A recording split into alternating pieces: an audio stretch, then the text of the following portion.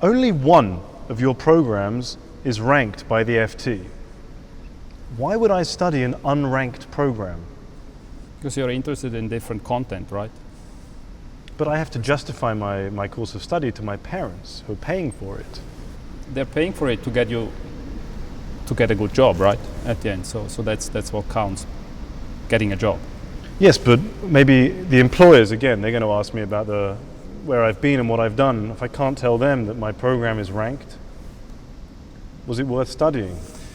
Yeah, I think the employers, they recognize Bocconi as a brand when they look at the rankings, but they don't go down and say it's Bocconi, it's international management or finance. They just see Bocconi. So I think it helps the brand Bocconi, the rankings.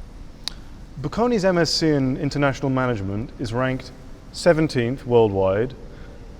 The CEMS exact same program is ranked 7th. Isn't it the same program? No, it's not the same program. It's the CEMS program is a double degree program, so this comes always in relation with another program. So our international management students, they can decide whether they want the second year to embark on a double degree program with CEMS. So basically they engage in a second year abroad with a lot of diverse studies. Is the CEMS program better then if the ranking is higher? You know, the ranking this is a shortcut to evaluate the quality of a program. I think MSc programs are experience goods. So this means that you need to experience the program to be able to tell whether it was good or not. So the rankings, they help to evaluate the quality, but it's not so easy to do so. I can get the Bocconi experience via CEMS without actually being a Bocconi student. Might that have some benefits? Not the entire Bocconi experience. So if you're a guy coming from, I don't know, HEC or from Rotterdam or from Vienna, so what you do is you do half a year here. You don't get access to the full 2 years, and you don't get access to our alumni, to our career service, to our company network. So it's a limited experience that you do here. Why do you want international students? What's wrong with Italians? That's a very nice question to kick off an interview. I think that first of all, we love Italian students. There's nothing wrong with Italian students. They are creative. They're well trained. They're hardworking. They're also good to have in the classroom. You know, they talk with hands, and they are really contributing to in-class discussions. So I think there's nothing wrong with Italian students. But I think most Italian students, they know Bocconi, and they know that Bocconi is a serious business school, probably market leader in Italy. So what we need to do is we need to get our brand out to international students. Do any of the international students kind of get injured by accident by an Italian talking too fast? Not happened so far. Not happened so far. What's a barrier for an international student to come here? Why would it be difficult for a non-Italian? The entry test. I think it's not so easy to get access to our programs. You need to go through a GMAT test. You need to show that you have a good academic curriculum. In some programs, you also need to show that you actually have done some previous business experiences. So it's not easy to get access to the program. And then there are cultural barriers, obviously. Yeah? You need to be able to adapt to the good quality of life here, to the good coffee, to the good food. It's not so easy if you come from countries where you eat not at the standard of Italian cuisine. Italians are quite famous for food and love. Why are you playing with management? Love, I don't know, but yes, for food they're famous. Management obviously is our business, and I think we have skills in. I mean, if you look at the company landscape in Italy, we have very good entrepreneurial companies, mid-sized companies. We have good large companies. I think we have a lot of things that we can learn from Italian companies. Is Italy a good place to study luxury? What do you think? Well, the brands sound nice, but I don't know about how I would go about doing it. If I'm really going to get into the Italian workplace as an Englishman, as a non-Italian, isn't it going to be cliquey? Aren't they going to prefer to work with their own?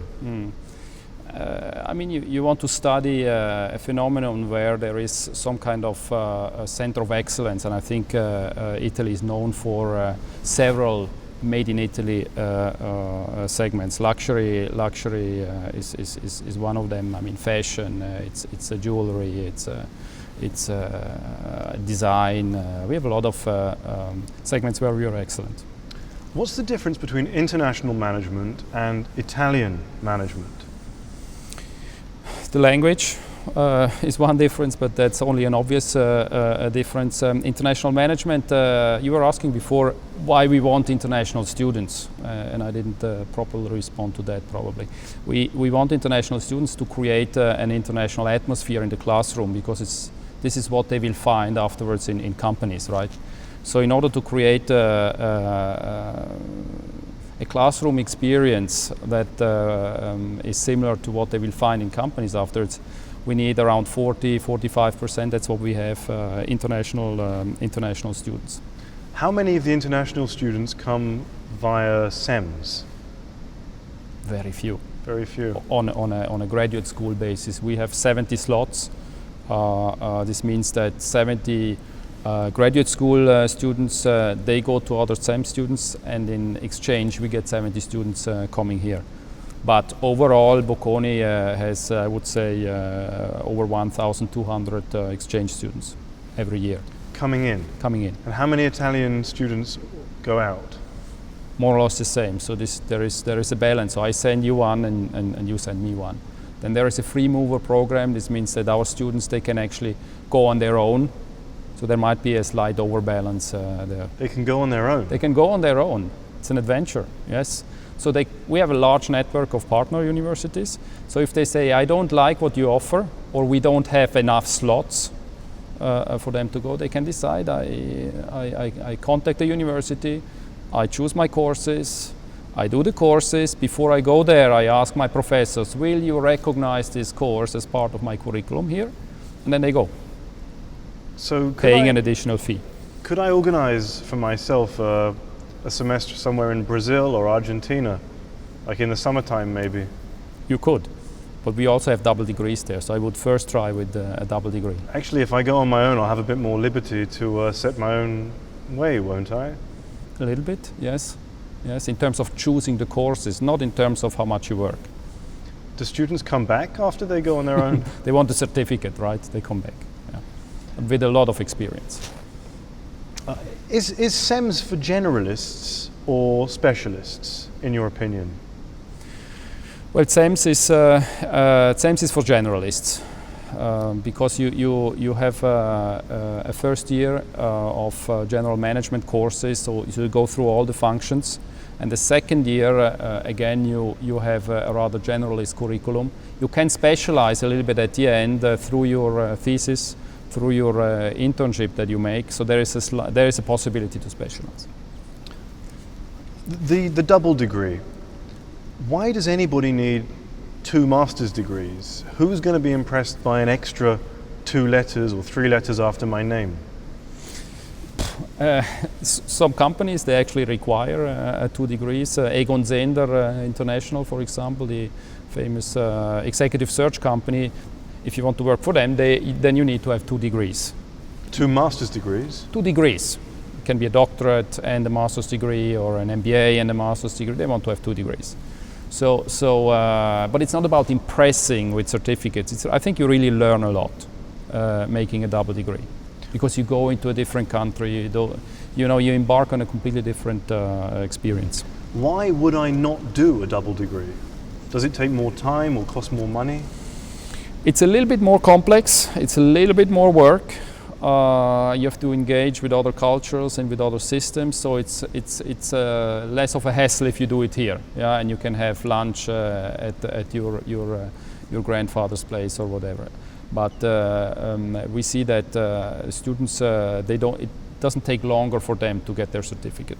So time is not an issue. Money. For CEMS, for example, we have a small administrative fee. I don't remember, a couple of $100, but it's not really an issue. One of the double degrees that struck me as being a bit different is the Fudan double degree. And I think you study this upside down.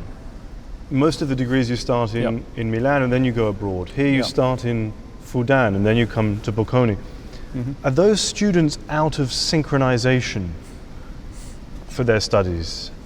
What do you mean with out of synchronization? They won't meet people starting the study at the same time. They'll start on the other side of the world and come back to Bocconi when everybody else leaves.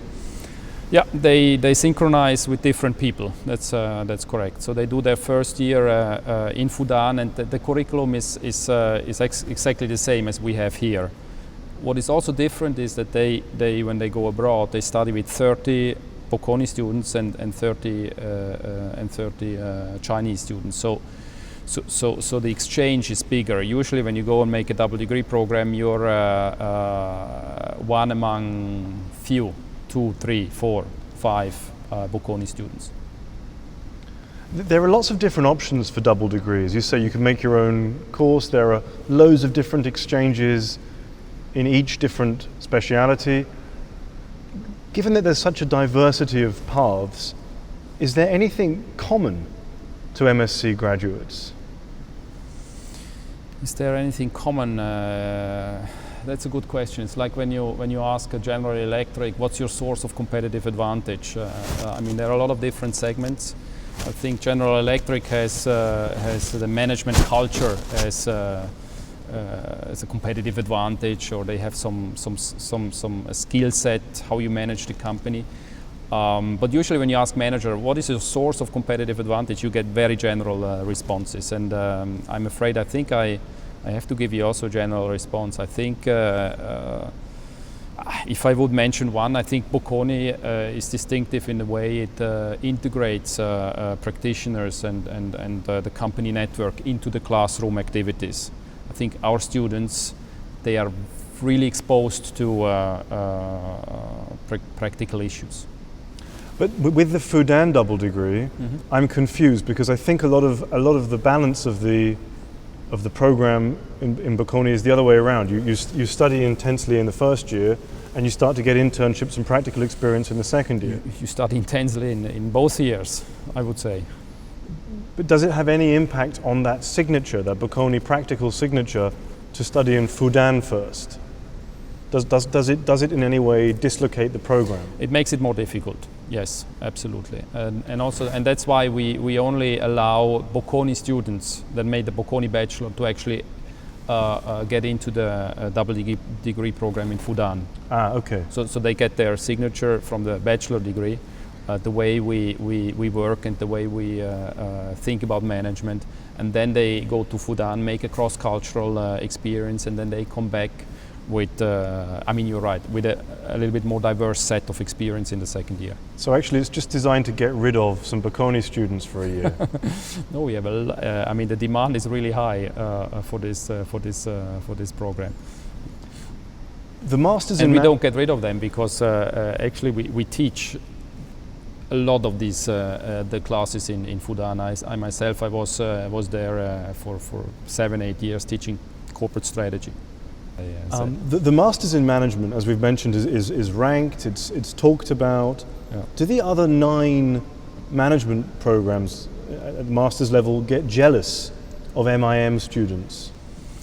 There's another one that is ranked, the finance. Finance, yes. No, I don't think that they get jealous. I mean, they because I wouldn't say that Master of Science in International Management has a lot of privileges inside the organization. So they can profit from the reputation building activities of these 2 ranked programs.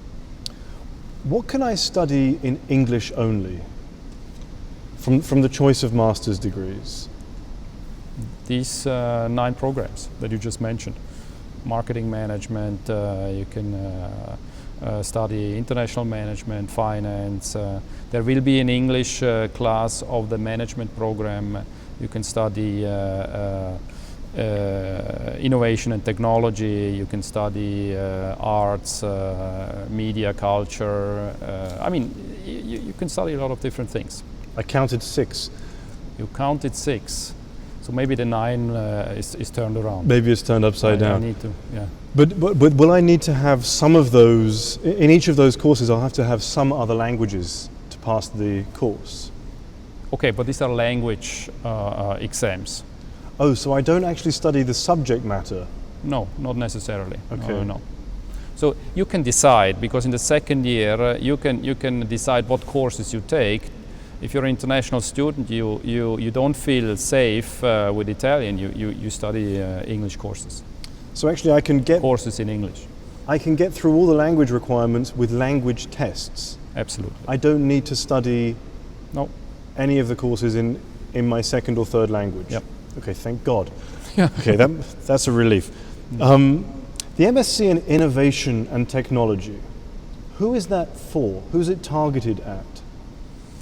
I think it's targeted at 2 different groups. There is engineers that come from an engineering a bachelor and say, okay, we would like to add, on top of that, we would like to add managerial skills. So this is one segment, I would say. And the second segment is students that would like to get into technical areas of or innovation areas in companies. Sometimes also people that would like to do consulting in more technical areas related to R&D, IT. I heard the word technical in your answer many times. What is innovation in this degree? How can you really study that? Well, innovation is obviously something that is studied in all degrees, because it's the engine of economic value. You study innovation also in all the other degrees. What innovation is? It's something new that improves an existing service or creates something completely new.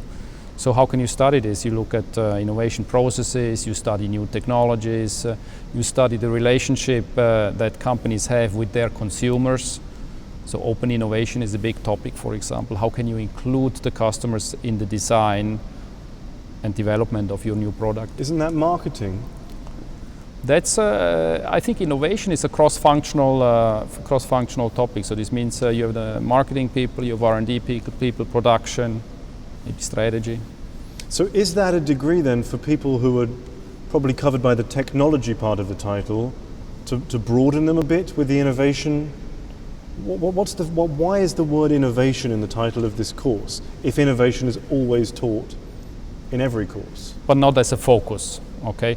If you look at the Master of Science in Marketing Management, targets people that would like to make a career in the function marketing of firms. So there is innovation management. There is in some companies there is not a clear function innovation management, but there are job profiles that take care of innovation. Project managers, consultants. There are R&D centers. I'm looking at the management options. I'm relieved to hear that I can study basically all the courses in English. I know I want to do management. Mm-hmm. There's quite a range of courses here. How can I quickly understand which one is the right one for me? Yeah, I'm not sure whether I would understand this quickly. I would want to understand this quickly because it's a serious choice, and we have a lot of students that come and visit our campus. Maybe you sit in some of the sessions and get a feeling for what it is. If you want to get a quick overview, you go to our website and look at the 6 programs that we have. Is this really a place to study the arts? Yeah. You study like Michelangelo and the Sistine Chapel and Dante. Yeah, I mean the course is positioned as studying creative industries, and I think we can say that Italy is a creative place. Has been a creative place in the past, in history, I would say, but it's also a creative place now. It ranges from how to manage a museum to how to manage La Scala to other areas. But it's true that Italy is perceived as a creative place, but Bocconi is perceived as a very serious place. Accounting, finance, economics. Is this a good place to study a creative master's? Yeah, I think the essence of a successful creative company is that you can combine these two things. Creativity alone doesn't give you profitability. If you're just a genius at something, Yeah, then you may be lucky. And what we try to do is we try to turn creativity in a systematic way into corporate success. So you need a little bit of rigor. You need a little bit of system method without killing the creativity. what does quantitative methods mean? Quantitative methods means math, statistics applied to managerial problems. For example, Okay. you have 5 plants, you need to close one, and you need to find out which one is the best to close. Just close anyone. And See what happens. see what happens. Yes, experimentation is a way to do it. We try to avoid learning by doing and apply learning before doing. So we have a model that will help managers to decide which one is best to close. What kind of model would you use? Well, it's just a model that includes all different types of factors like transportation costs, labor costs, capacity utilization, where are the clients. So you try to understand, then you create scenarios, you try to understand what happens if you close a plant 1 or close or relocate portions of your production, what happens to the entire ecosystem. Could you use a model like Giselle Bundchen or Kate Moss? No, that's the creative part of the... If you're lucky. If you're lucky, you can, yes. In the performance measurement class, Yes. how do you measure my performance? Yeah, performance measurement has several components. One component is a written exam. Another component is the contribution during class discussions. And in most classes, you would have also group work. So what we have is a model like you have, let's say, 60% of your final grade will come from a final exam. I would say 30%, 20%, 30% can come from group work, and then the rest comes from participation in class. If you have large classes, sometimes we use an eye feedback system. You know what this is? I have no idea. Eye feedback system puts the students a little bit under pressure. What they do is they have their laptops in front of them. They're connected to a website. The professor can launch questions, and they are required to answer to the questions real time. Okay. The results are projected directly on the screen and saved and stored. So this means that you can actually check with multiple choice whether they are with you or not. And then you can, if you want, you can even add qualitative justifications of their multiple choice. It sounds like Big Brother a little bit, like a live public reporting of my attention. Yes, but it makes, not public reporting. I mean, the multiple choice results are anonymous. So you don't see who said what. Oh, you that just takes say, all the fun out of it. I know afterwards who did what. Okay.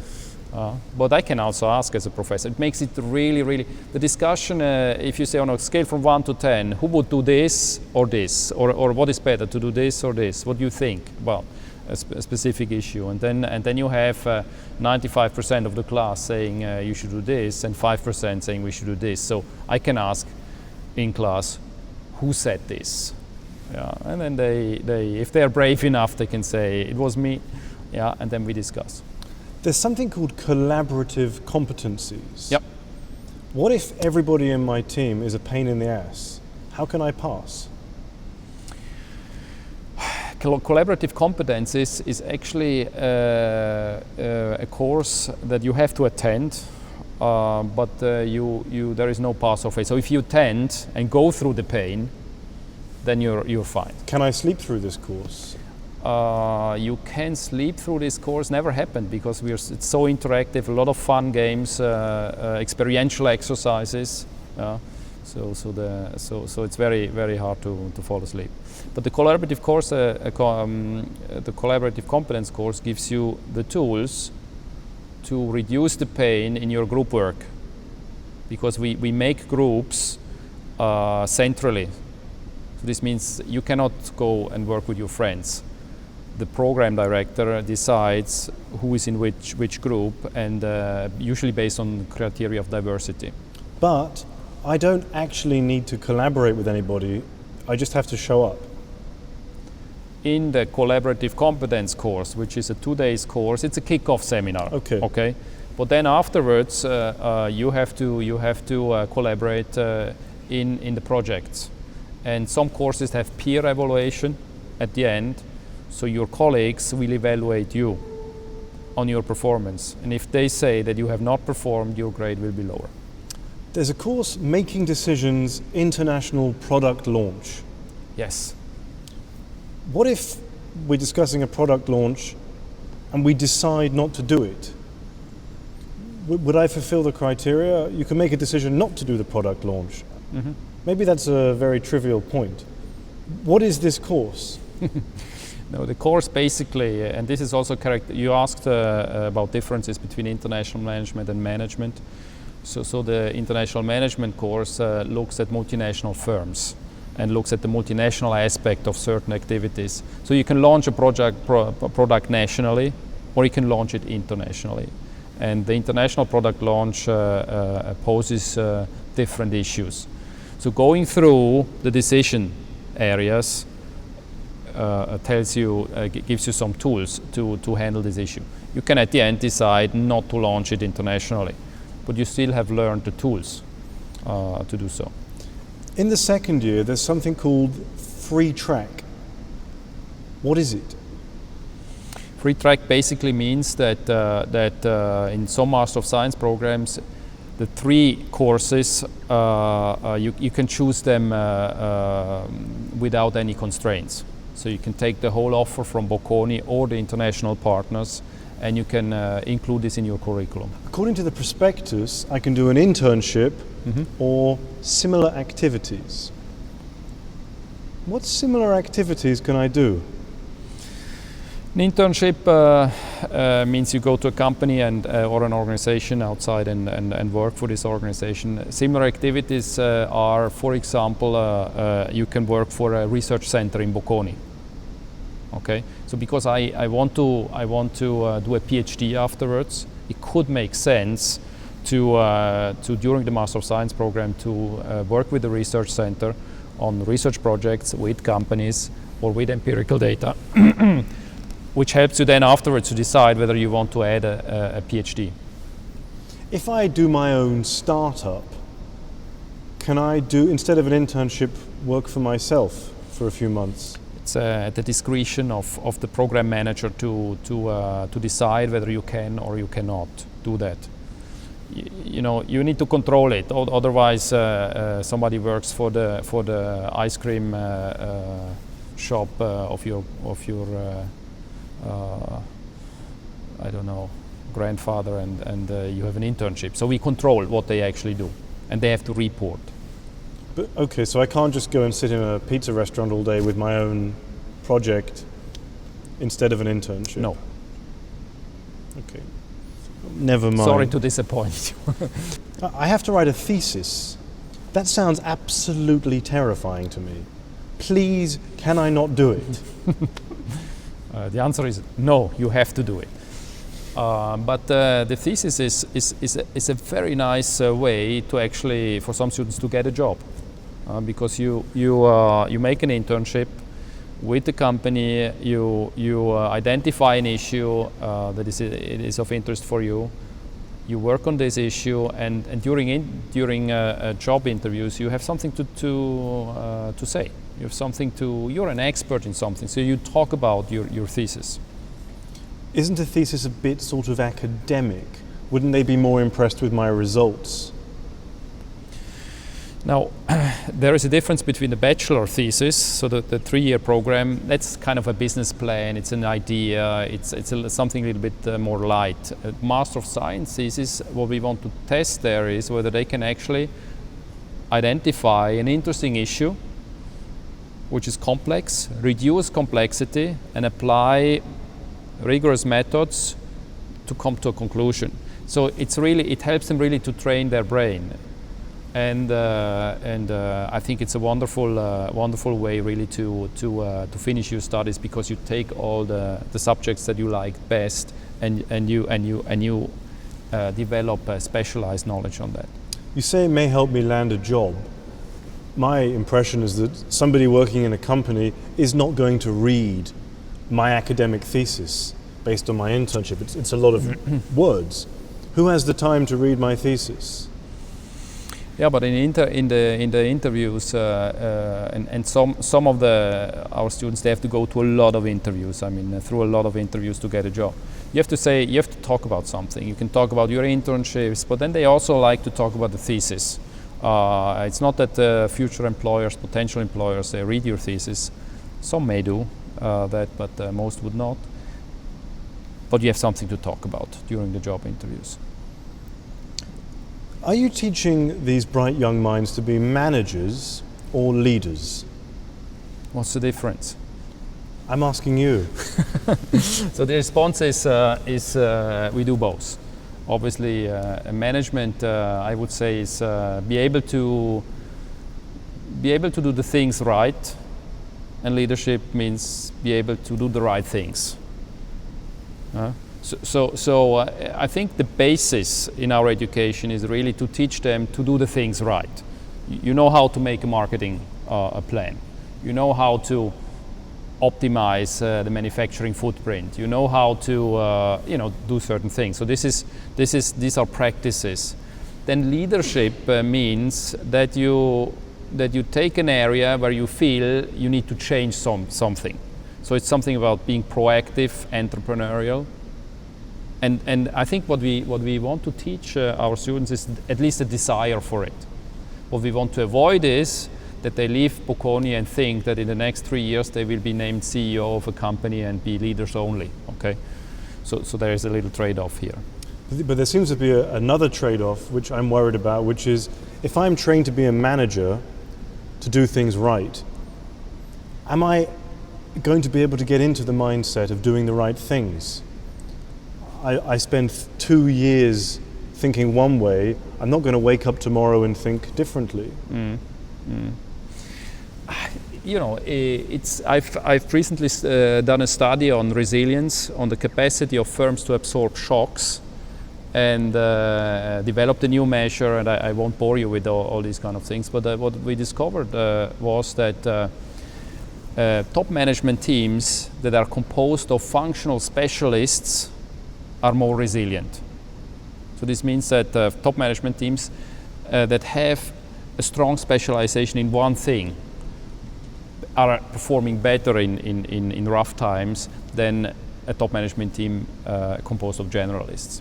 So this means that in order to be a good leader, I think you need to have an area in which you are a manager, a good manager, where you know your stuff, and then contribute to the company. I think you need to identify change areas. You need to work with other functions and move the organization from A to B. Obviously, the leadership skills will be more required the higher you are in your career or in the hierarchy. I'm wondering if you don't teach similar things. You call them management for 24, 25-year-olds, and you call them leadership for 40, 45-year-olds. But it's basically the same material recycled. It's repackaging. Yes. It's repackaging. No, when we teach executives at the business school, I think when we teach leadership, we teach them the basics. Yeah. That we do here also of management, but then it's really about application of their leadership or management skills to leadership issues. So what we do is we really try to transfer their technical skills to some cases. In the business school, it's their own companies. In the graduate school here, it's case studies. Or when they meet managers in classrooms, they can discuss real-life issues. I'm just looking at the Italian education system a bit. I'm looking at the people I will study next to.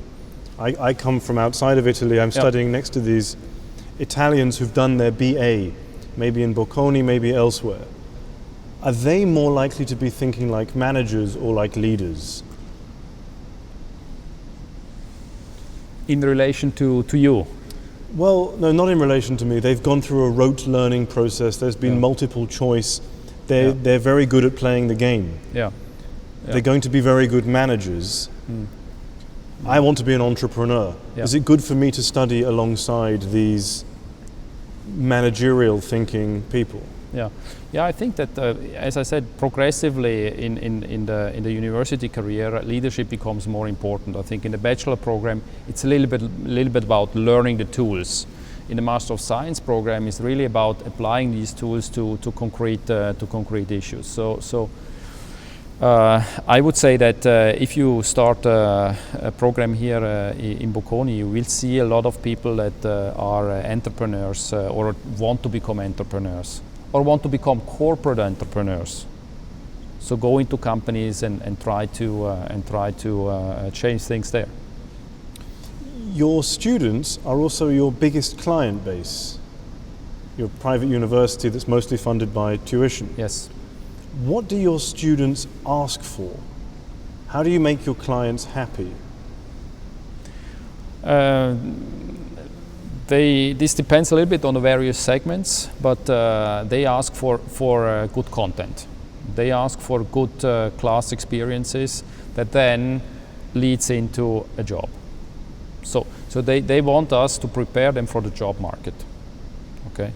On top of that, they want to be introduced in a good alumni network. Let's call it alumni network or company network. So these are the three things I think that are important. Do I learn something? Do I get a job? Do I have a good network after I've graduated? Can you give a student a bad grade in Bocconi? Yes, you can. Isn't that bad customer service? Yeah, we are also not so happy to talk about students using the word customer. They're paying the tuition, but to do a good service to them, sometimes we shouldn't look at them as customers, but as young talents that come in and sometimes need bad feedback. If I'm paying money for my education and I get a bad grade, it might be my fault, and it might be the fault of the teaching. As the customer, I have the right to know, don't I? Yes, I mean, as professors, we get 10-page statistics on how good we were, customer feedback, and if we are in the worst 10%, never happened to me, fortunately, so far. If you're in the worst 10%, you need to justify your bad performance as a professor to the program manager and to the rector of the university. So it's a tough process. So we keep our teaching standards high. But then, I mean, as a professor, what I try to do is I try to understand whether the students would have responded to my question differently before my course. If the answer is no, then I have to decide either you made a mistake or I did. And I try to preserve my self-confidence and blame the student, and this turns into a bad grade. So that's the game. You offer a course on enterprise. Do you talk about the theory of enterprise, or you make things? We talk about the theory of enterprise, and if you talk with a lot of managers, you will see that they really like models, because the world is complex and they need to reduce complexity. So they need to have simple models that are able to guide their decision making. So we use models that are actually really supporting you in making things happen and explaining things to others. Well, what about... No contradiction. I would say there's no contradiction between models and being pragmatic. But do you do it? Does Speed Me Up Bocconi work? Speed Me Up Bocconi, I think it works. We have started recently with this initiative, with this kind of incubator in Bocconi. We have a lot of positive feedback from students, and good products, watches that are coming out, new watches, new internet sites. We have a lot of different fashion products that are launched in markets in the market. So Speed Me Up, I think, works also here for three motives. I think one is that you get models. Some things we don't teach. How do you actually open a company? I mean, a limited company. Where do you go? If you have to produce your watches in China, I mean, how do you actually make a contact? So we help them with the more pragmatic things there. This is one reason that we give them access to a network of other entrepreneurs, of professors that can actually support them in decision making. And then I would say the third thing that we can give them is really the possibility to try their products out in a safe environment. We give them a room to stay. We give them I don't know, a safety net. Can you give me any examples of an interesting enterprise that started with a student project? Yeah, one example is could be the I've been involved there personally. Hampi Plates, an Indian student, Master of Science student. He came to Bocconi and said, "I don't want the certificate. I'm not really interested in the certificate. I'm interested in getting access to knowledge, to a network. I want to know how to do certain things." So he started to study in Bocconi. And his company basically made biodegradable plates out of palm leaves with a very nice design. So he had a production in India and a distribution. He created a distribution company in Holland with a partner, and developed this business. But he didn't graduate. No.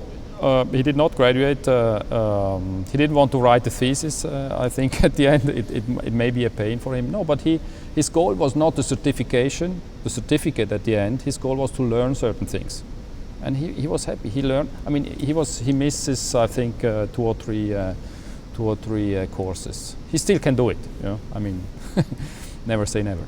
I guess the question at the back of this for me is, what is success from your point of view? Is success that a student develops a new theory or proves something or improves a model, or that they see results in the real world? Because there seems to be a bit of a tension between the theory and the practice. As I said before, that I don't really see the tension. Obviously, you can be too theoretical, too far away from business practice, but I don't think that this is the Bocconi issue. How do you define success? Procter & Gamble,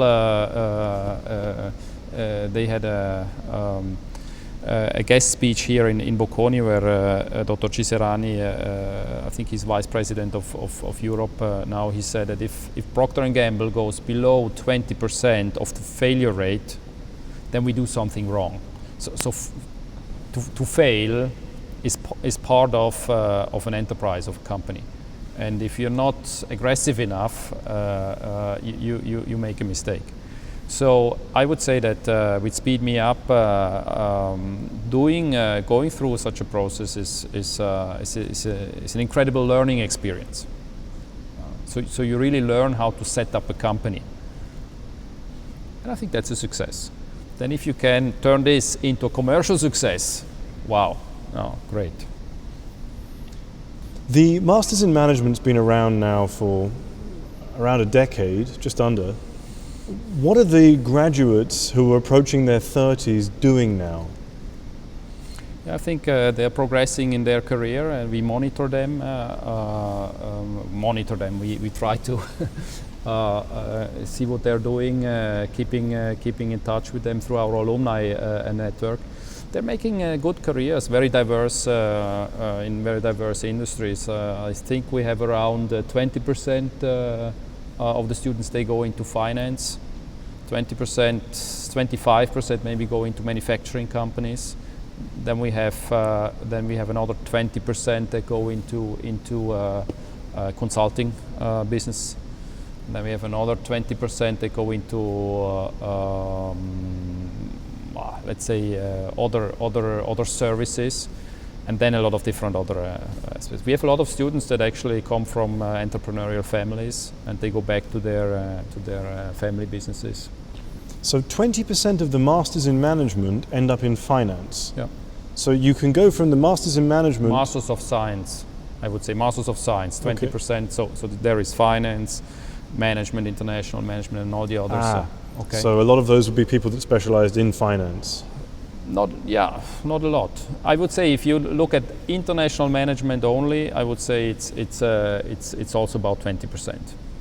But my point is, without taking the title degree finance, I can still work in finance. Yeah. So I'm not cutting off when I make this choice of which masters, I'm not completely cutting off my options.